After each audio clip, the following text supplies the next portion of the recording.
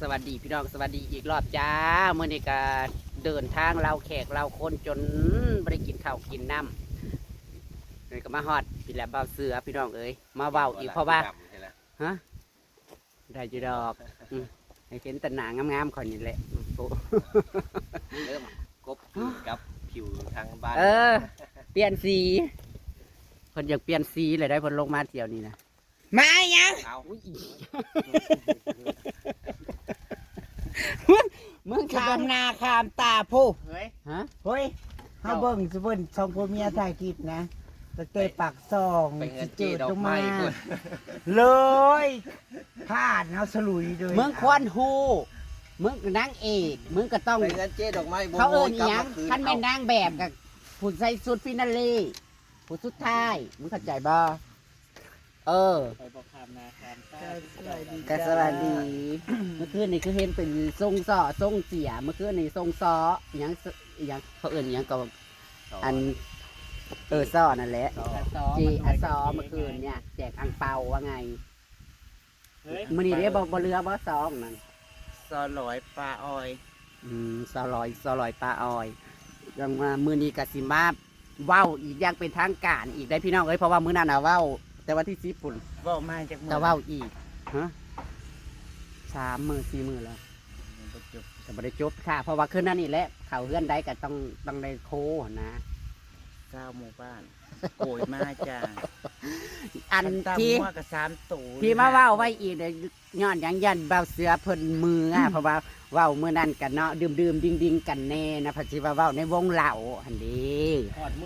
ว่าผู้มื้อเพราะว่าเพิ่นสิเมื่อก่อนยันว่าเพิ่นเมื่อก่อนสิ้นเดือนนั่นนี่นะเพราะว่าเพิ่นว่าตอนแรกเพิ่นว่าเพิ่นสิเมื่อวันที่28บ่เสือจังเลยว่าเขาเพิ่นอยู่แล้วงานจังเมื่อนะคะค่าเครื่องบินกับแคนเซิลค่ะจองตัวฮะตกใจเว้ยเนาะจะได้กับเรายังเป็นทางการนะวันที่1ยังเซินแต่วันที่28ไปแล้วเด้อ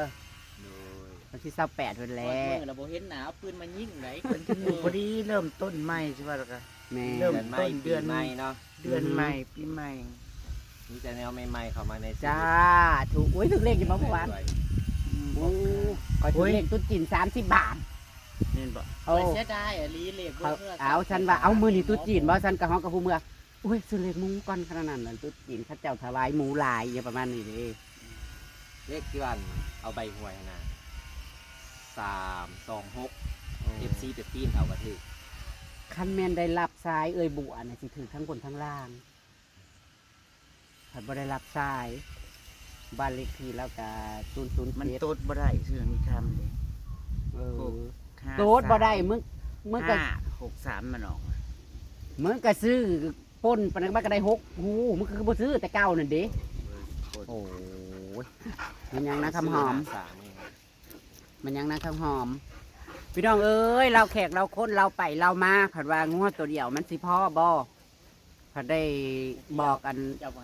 พี่บอกพี่เคยว่าหาอันงัวให้อีกผัดว่าอีกแล้วงัวเจ้ามีสัญใจสีบ่งัวข่อยมีแต่งัวแม่ก็ต้องต้องงัวผู้ว่ะงัวแม่เขาจะได้นี่แหละมันบอกไปตานั้นงัวเพิกมันเป็นเนื้อมันลายอย่างนี้เด้งัวแม่มันบ่มีเนื้อไดมันสิเป็นตะเกียนบ่เสียบไข่เอานี่ดีกว่าก็เลยว่างานเล็กๆพี่น้องงานไม่ใหญ่แน่นะวิสุดท้ายก็ต้องได้หาแนวกินเพิ่มยันบอกคู่แขวพี่น้องเอ้ยจังได้กะสีนี่แหละตั้งเจ๊ใหญ่นี่แหละไปล่ำไปคอยในเด้อนาใดก็ได้ไปยืนไปแยงต่อยในใด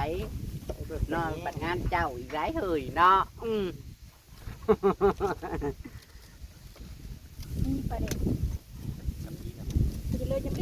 บ้ากูขึ้นเรือเงิน2,000กูเฮ้ยกูถึงเลขนะเงิน30 บาทเนาะมัน84เด้คือมีตัวเลย84 84 บาทนี่ไว้ส่งบัตรซีในรอบปีหนึ่งพี่น้องเอ้ยเจสีถือเลขเมื่อวานนี่ถือเลขตุ๊ดจีนเองอะดิซาถูกหายเองเลยมัดแขนแล้วเลยถือเลขอะดิ เลขยังออก07งึดทะเบียนรถพี่น้องเอ้ย ทะเบียนรถเจ้าบ่ 3007 นี่เนี่ยปีเล็กปี และกามันเป็นเบอร์โทรศัพท์ข่อยน้ำเมเซียวแม่หมอก็บอกว่าเจ้าอย่างงูเด้อพอออกเลขโทรศัพท์เจ้านั้น มือไปห้านมองกูกระเป๋าเด้เฮ้ย เอาก็ยังว่าคิดจนมือนั้นนั่ง ดีแต่มึงซื้อดักไว้เนาะ ใช่ซื้อน้ำเมเซียวครับนั่นแหละ คือมิสเตอร์โด เห็นอยูสลอยเล็กปิ้ง มีหม่องหัวล่ะดีนี่หัวนั้น ใช้กับใคร เปิดกล้องเลยเปิดจ้าจะสิไปทางใดจะสิขึ้นทางนี้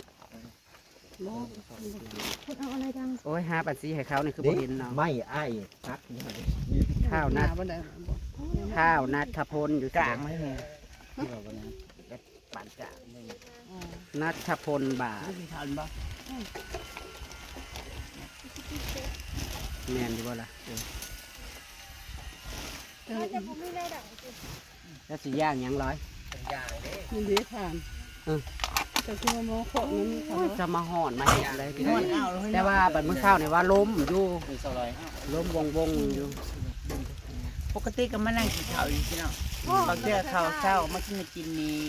ข้าวเที่ยงข้าวแรงกิน ไหน บาง เบิ่งกับไปมาเบิ่งเอา ถ้ามีก็มีข้าวเต้ามาซอยเวียกะถึงมากก็ต้องกินข้าวแรงอยู่นี่นั่นดิ ไก่กันละ ว่าแล้ว เอ้าคอย บอก ขี้ อ่อยนะให้ร้อยหนึง อ๋อ ร้อยหนึง ประเด็น ยังให้มันให้ตาจอยซองนี่บอกหายไปคันใหายเงินหลา โอ้ ย ยเลินอยู่ที่หันด้วยนะ ได้ เลินแล้วอยู่ แล้วได้เงินแล้วละหาย อ่าจะถอดเขาคือจะคนอยู่ ห้อง เต็ม ว่า เล เละ ย เนาะไอ้เจอตรงเละ เราจะย่างอะไรหรอย เป็ด นี่นะครับมาเราเจอมราชแถวบ้านไก่ในเบิร์ดแล้วพี่น้องเอ้ยยังเหลือแต่เผาบ่อยแซ่บหาเอาได้อยู่บ่เนาะคือใดคือบ่เนาะเนาะกะจังว่าแล้วหักบอกเบามีแล้ว มีตาชีแซด แต่ก็อาจสิหรือว่าเฮาสิเลยไปเลยบ่ บริไก่เด้อไปเลย มันก็บ่ได้ไก่เลยไปเลย แต่บ่สิแซ่บถามละหามละก่อนว่าเราอยู่เฮือนบ่ ตอนแรกก็สิแซดหามีเซียวมาล่ามันผลบ่คือ โอ้ย มีตา บ่ได้ว่าสิไปได้อนะเฮ้ย ตอนนี้แห่งกระต้อนนี่นะ ตัวนี้แหงมันแซดหาบ่ สิ ได้ แซ่บถามเราก่อนบ่บ่อยว่าเราอยู่เฮือนบ่มือทีมงานนั่นแหละเนาะ ไปเยี่ยมไปยาม ยูทูบเบอร์ จะเห็นยังนั่งกันเนาะ กระเทินว่า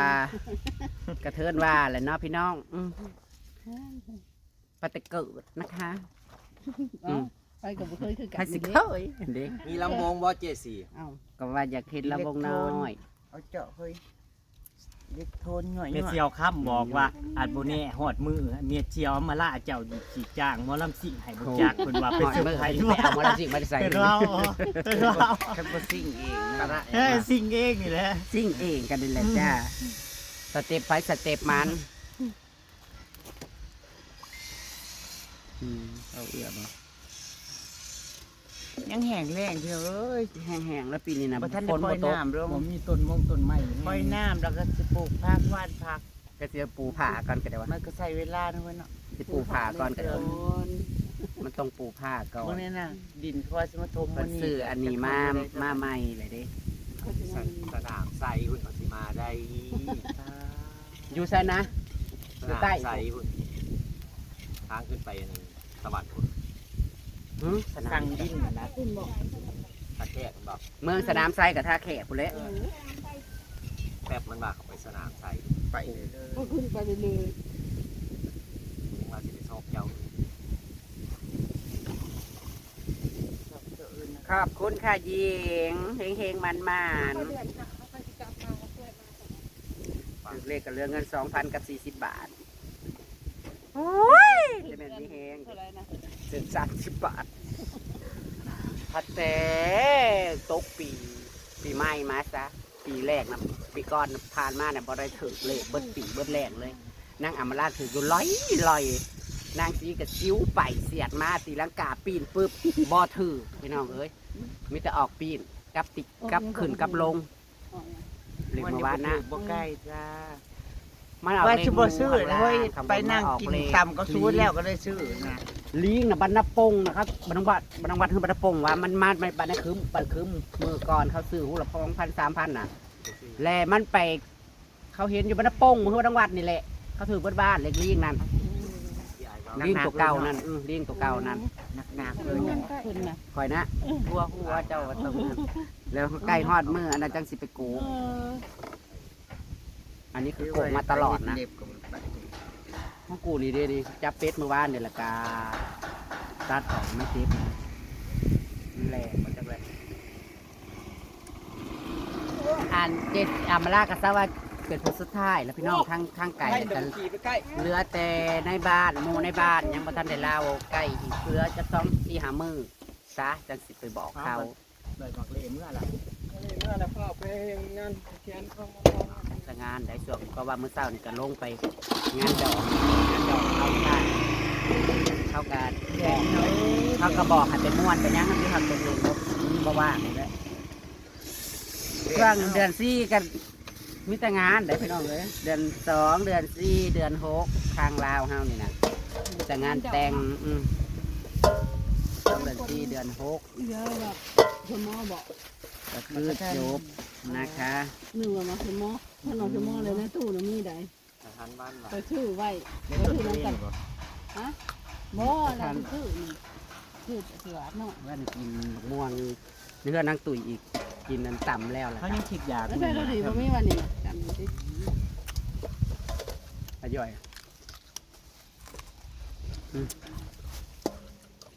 พี่น้องไว้ข้างหน้ากระชิบนี่ครับบอกว่ารายใหญ่ความจ้ะถัดการไว้ซ้ำนี่จ้าเราผู้เราคนเหลือแต่ในบ้านตัวเองบ้านนี้ทางไก่น้ำเบิดแหละเหลือแต่เบาบ่อยเลยสิเลยไปเลยซ้ำมันนี่ให้มันแล้วเสร็จหาเพิ่นกันก่อนนะคะจังได้กะ